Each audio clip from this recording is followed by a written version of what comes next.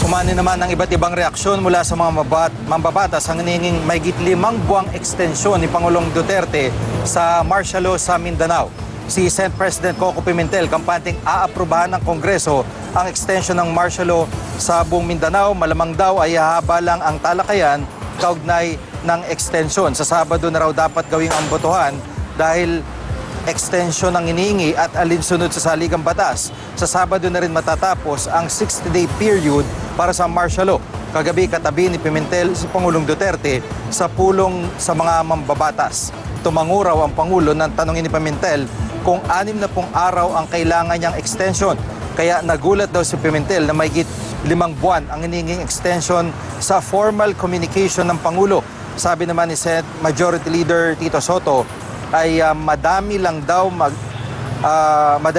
mag-extend ng martial law pero may hirapan silang ipaliwanag kung mas mahaba sa 60 araw ang gusto ng Pangulo.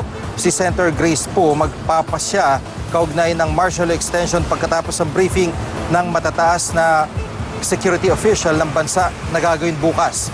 Git naman ni Senador Antonio Trillanes IV, walang basehan ang hinihinging extension ng Pangulo lalo't ayon sa AFP ay konti na lang ang maute sa Marawi.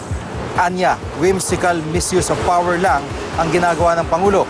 Si Davao City Representative Carlo Nograles, buo raw ang suporta sa naman desisyon ni Pangulong Duterte kaugnay ng sitwasyon sa Mindanao. Anya, hawak ng Pangulo mga classified at pinakakumpletong impormasyon kaugnay ng banta ng terorismo sa rehiyon.